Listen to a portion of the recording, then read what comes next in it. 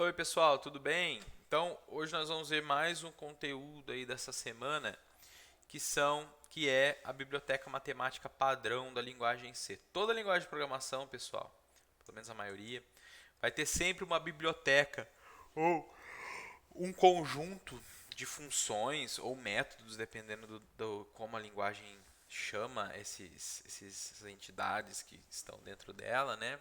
Que tem também, lógico, diferença na nomenclatura, porque são coisas diferentes, mais parecidas, mas em C é chamado de função.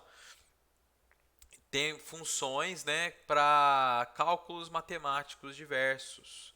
Então a gente sabe fazer aritmética simples por enquanto, né, basiquinha, né? A gente sabe somar, multiplicar, dividir, subtrair e sabe calcular o módulo, né, o operador módulo, lá que ele calcula o resto. Mas, às vezes, a gente precisa de coisas mais sofisticadas, né? Para resolver nossos problemas. Por exemplo, calcular o seno de um ângulo, calcular a raiz quadrada de um número, ou a raiz cúbica de um número, ou uma raiz de qualquer índice, né? Então, a gente vai ver aqui a biblioteca matemática padrão da linguagem C. Qual que é a novidade? Lá na onde a gente vai declarar as bibliotecas, o que a gente vai ter que fazer para utilizar a biblioteca matemática padrão da linguagem C? A gente vai ter que adicionar um cabeçalho, adicionar um include aqui, né, do cabeçalho math.h. Math.h é o include necessário para utilizar as funções matemáticas da linguagem C, que estão na biblioteca padrão matemática, que é a math.h. Então, pessoal, tem várias funções que vocês podem, que existem na biblioteca, que vocês podem utilizar, tá bom? Bem, primeira coisa, já é novidade aqui, né? Lembra do pi que a gente fixou num dos exercícios lá, a gente fixou no número 3.141592, acho que é o resto. Enfim, não lembro. 3.1415, lembram disso? Se você quiser um pi mais acurado, como que você faria? A forma mais correta de fazer isso na linguagem C, apesar de algumas implementações do C terem o pi como uma macro já declarada, a gente não vai assumir isso, tá bom? A gente vai declarar que não tem, porque o C padrão não tem. Como que a gente vai calcular o pi se a gente precisar do pi? Você vai declarar só no início do programa para não precisar ficar calculando. Vai usar o arco cosseno de menos 1. A gente não vai entrar em detalhe, tá, pessoal? Por que, que é um arco cosseno? Só para ler, vocês lembram disso? Eu não lembro se aprende a função arco no ensino médio. Função arco, pessoal, é o contrário, é a inversa da cosseno. O cosseno você passa o ângulo e ele te dá o cosseno, não é isso? Cosseno de 30, cosseno de 45, quanto que é? A função arc é o contrário, você dá o valor do cosseno, do seno ou da tangente, aqui no caso é cosseno, e ele te dá o ângulo. Só que o ângulo ele é em radianos, que é retornado. E radianos, vocês lembram? Que varia de 0 até 2π, é isso, não é? Π é uma meia volta, 2π são duas voltas, é a volta inteira. Então olha lá, arco cosseno do cosseno menos 1 é quanto?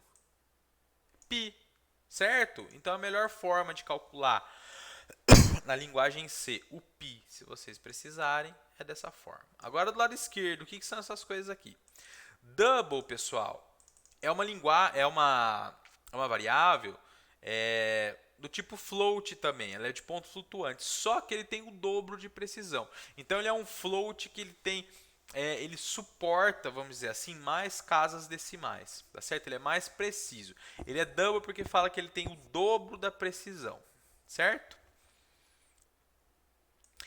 E o const, pessoal, aí sim é a tal da constante. Quando a gente declara uma variável e coloca essa palavrinha const antes do tipo da variável, A partir do momento que ela foi declarada, ela não pode mais trocar o valor. Se você tentar trocar o valor de uma variável que foi declarada como const, o compilador não vai compilar. Ele vai falar, você está tentando mudar o valor de uma constante. Isso não é permitido, tá bom? Então, por que a gente faz isso? Para a gente evitar incorrer no erro de alterar o valor do pi. Tá? E outro padrão de nomenclatura é que quando a gente declara constantes, assim como as macros que a gente usa define aqui em cima, a gente nomeia eles tudo com letra maiúscula, tá bom? É obrigatório? Não, mas é o padrão, tá certo? Então, vamos dar uma olhada aqui rapidinho em todas as funções que são de interesse nosso, tá? Então, vamos lá. Função para calcular o módulo. Agora, esse módulo, pessoal, não é o módulo do operador módulo que calcula o resto, mas sim o valor absoluto, tá? Vocês tiveram exercício, aquele exercício para verificar se o triângulo existe antes de dizer que tipo de triângulo que ele era? Vocês lembram que tinha que calcular o módulo, né, o valor absoluto de uma subtração? Porque ela podia dar negativo. Eu falava, tem que fazer isso na mão. Mas tem uma função para fazer isso, é a função ABS, que é de absolute, certo? Então, olha lá, ABS, eu estou pondo o mais aqui explícito, mas não precisaria, né? Absoluto de 3 vai dar quanto? Vai dar 3. Absoluto de menos 3 vai dar 3 também. Depois eu vou executar o programinha aqui, tá? E a gente vai falando aqui junto. Aqui tá cheio de acento, né? Precisa tirar esses acentos aqui. Eu vou tirar depois, tá bom? Olha lá. Absoluto de mais 3, 3. Absoluto de menos 3, 3. Aqui eu só estou dando um printf para mostrar. Aqui eu estou usando a função de fato, tá bom? Então, esse 3 que apareceu aqui é o retorno daqui. Esse 3 que apareceu aqui é o retorno daqui, tá bom? Função FABS é o absoluto de um float, tá bom? Então, é para retornar absoluto de floats. Então, se você precisar calcular o valor absoluto de um valor que tem parte decimal, você usa o FABS. Beleza?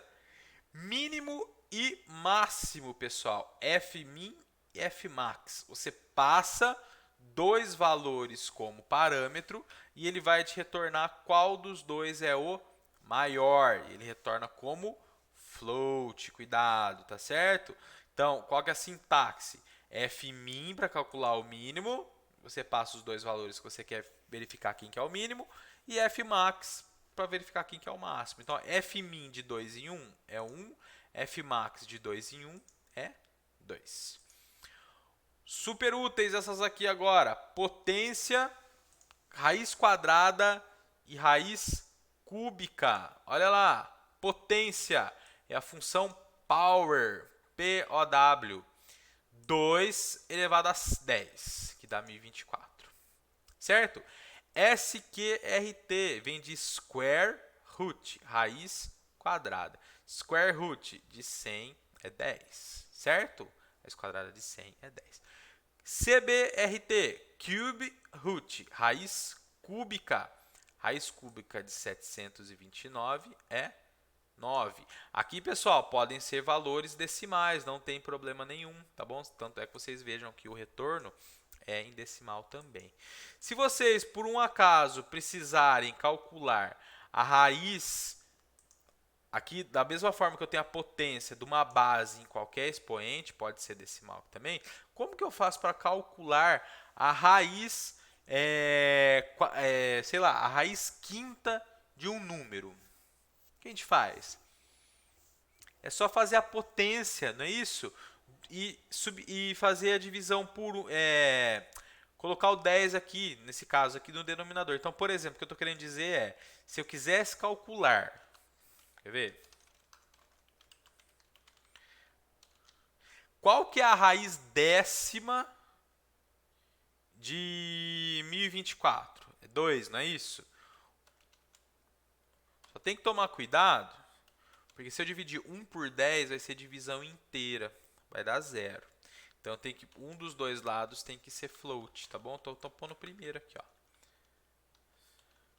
Vou pôr igual aqui assim. Só para a gente ver se funciona, se eu não estou falando besteira. E é lógico, né? Aqui eu só tô colocando no printf para vocês saberem o que está acontecendo. Aqui é o cálculo em si. Mas não é de 2 que a gente quer calcular, né? É de 1024. Qual que é a raiz décima de 1024?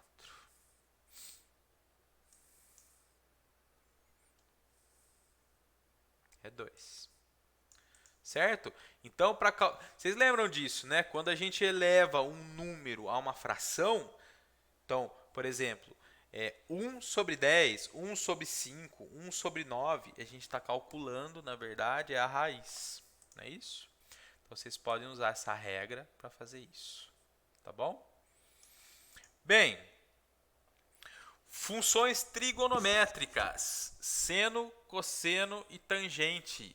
Seno é assim, que em inglês é sine. Cosseno é cos mesmo, que vem de cosine. E tangente. Não sei se eu pronunciei corretamente. Uma coisa que tem que tomar cuidado, pessoal. O cálculo, o ângulo que é passado para essas funções, ele não é em graus, e sim em radianos. Tudo bem?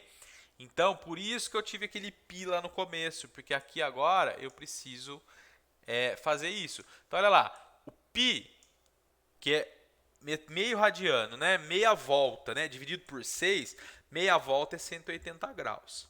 180 graus dividido por 6 são 30 graus, não é isso? Então, aqui são 30 graus.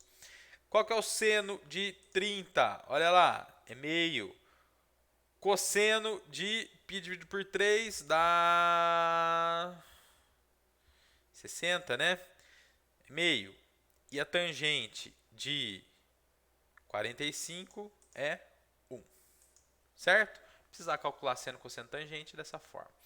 Funções trigonométricas inversas, as funções arco. Aí é o contrário, como eu falei, você passa o seno ou o cosseno ou a tangente e ele te retorna o ângulo, né? Eu nem sei o que eu ia falar. Retorna o ângulo. E aqui tem a continha para mostrar, para converter radiano para grau, pessoal. 180 dividido por π vezes radiano. Vai te dar a quantidade em graus. Olha lá. Então, arcosseno de meio, 0,52 radianos, que dá 30 graus. Certo? Arcosseno de meio, 1,05 radianos, dá 60 graus. E assim por diante. Tá bom? Função hypotenuse, acho que é hypotenuse que fala, hypotenuse em inglês. Para calcular a função hipote aqui é para calcular a hipotenusa de um triângulo retângulo. Então você passa o valor dos dois catetos e ele te retorna a hipotenusa. 3, 4, hipotenusa é 5, não é isso? Aqui o resultado. Pessoal, uma função útil é a arco tangente 2, tá? O que a arco tangente 2 ela faz, pessoal? Olha só. Eu quero calcular o arco tangente de 4 e 3. O que ele está fazendo? Esse primeiro parâmetro, a gente tende a pensar aqui em x e y, porque ela vai calcular, ela vai dar a coordenada polar ao invés da coordenada cartesiana. Você passa a coordenada cartesiana e ela dá a coordenada polar.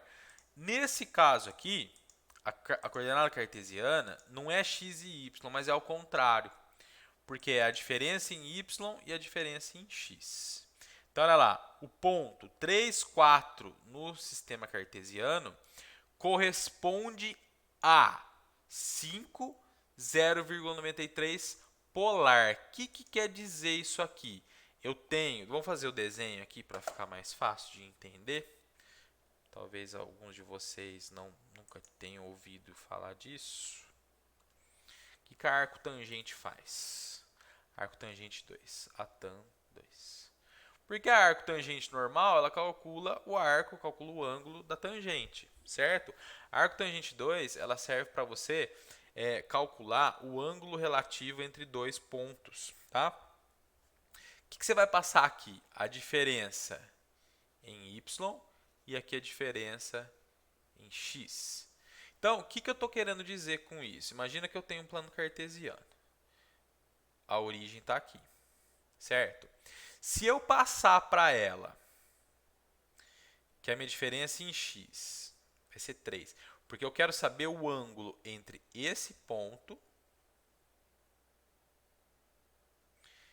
e esse... Deixa eu melhorar a escala aqui, gente. Ou 3 mais para cá. E 4 mais para cá. Eu quero calcular qual que é o ângulo entre esse ponto e esse ponto. Qual que é a diferença em x? É o 0 e o 3, que dá 3. E qual que é a diferença em y? É o 0 e 4, que dá 4. Só que a gente passa primeiro a diferença em y. Então, se eu calcular a tan, se eu fizer, a tan 2 de 4 e 3, qual que vai ser o resultado dessa função aqui? Ela vai me dar... Imagina que isso aqui é um triângulo retângulo. Deixa eu usar a ferramenta de linha aqui para ficar mais bonitinho. Então, eu tenho isso aqui.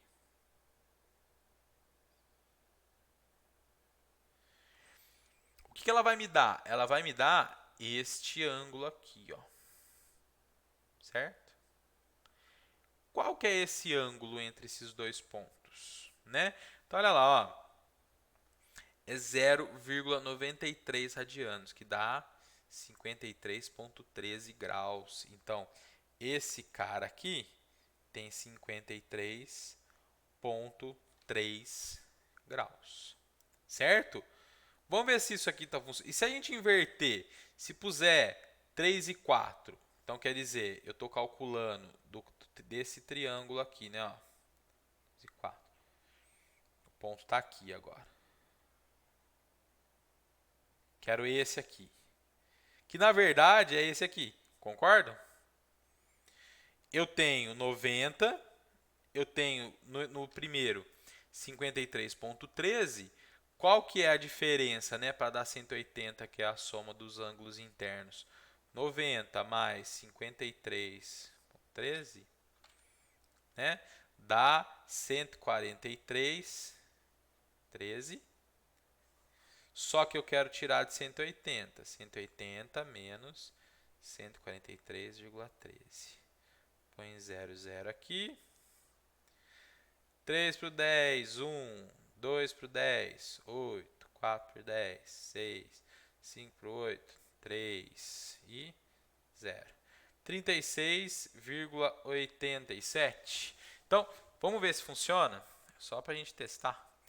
Vou inverter o valor aqui, ó. Só vou inverter aqui, tá bom? Que já vai me dar a quantidade de graus, 3 e 4. Vamos rodar. Vou fechar aqui. Rodou.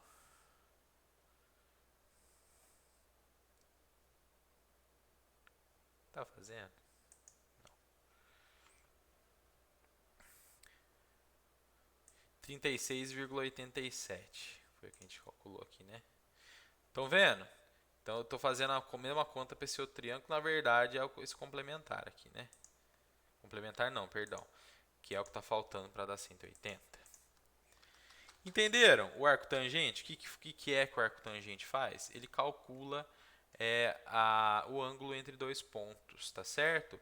Isso é útil quando a gente quer fazer, assim, em ferramentas, assim, aplicativos gráficos, posso até fazer isso para vocês verem. Se eu quiser, de alguma forma, desenhar um olho que, dependendo de onde que eu estiver com o mouse, ele acompanha o mouse, tá? Eu vou fazer isso aqui, eu vou fazer em Java para vocês verem rapidinho, tá bom? A gente dá uma diferenciada aí na aula. Só terminando, pessoal, as funções, as outras funções de arredondamento.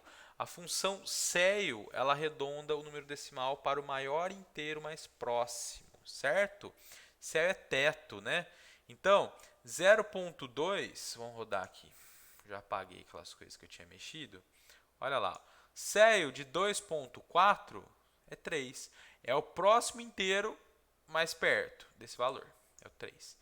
E o sério de menos 2,4 é o próximo inteiro maior mais perto, que é o menos 2. Faz sentido, né? Que a gente está indo para o lado negativo, né? Quem está mais à direita dele?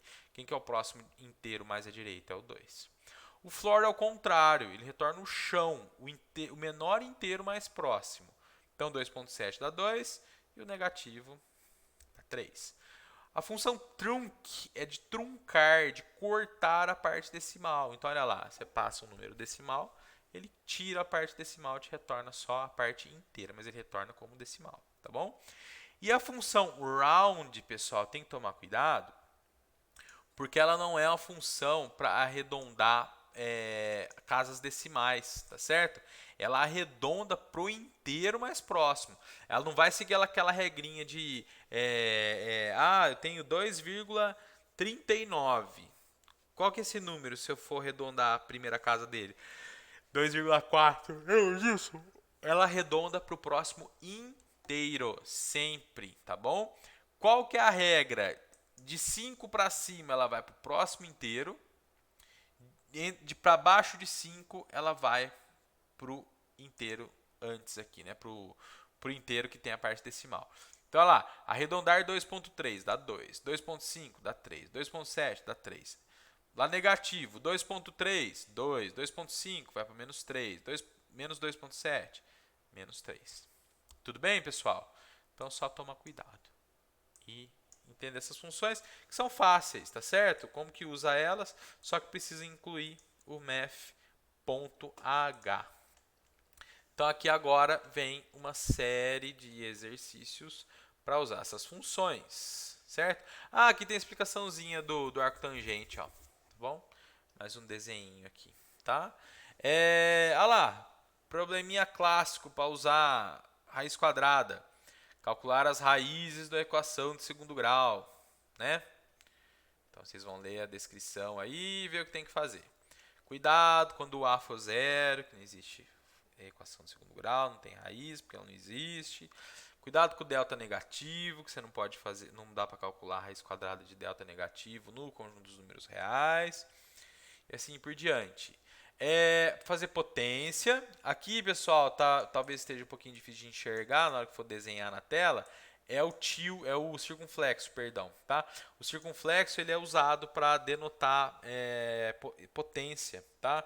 Se vocês nunca viram essa notação, por exemplo, não estou falando que funciona como operador de potência em C, tá certo? Não funciona. Mas se eu normalmente, pessoal de matemática e às vezes em algumas linguagens de marcação ou de programação, isso aqui significa 2 elevado ao cubo, tá bom? O sinal do tio não, perdão, circunflexo, tá? Voltando aqui. Então, lá, 2 elevado a 10 tem que dar 1024. Uma para usar o seio e o floor, para retornar o inteiro, o maior e o menor mais próximo. Para calcular valor absoluto. Para calcular a raiz quadrada. E só, tá bom? Pessoal, bem tranquila essa parte aqui da disciplina, hein? Inclui o math.h e usa as funções que forem necessárias. Tudo bem? Eu vou gravar um vídeo a mais para mostrar uma aplicação do arco tangente 2 num programinha de brinquedo, tá bom? Isso aqui não vai variar nada, tá bom? Na aula. Então vai ser um vídeo extra.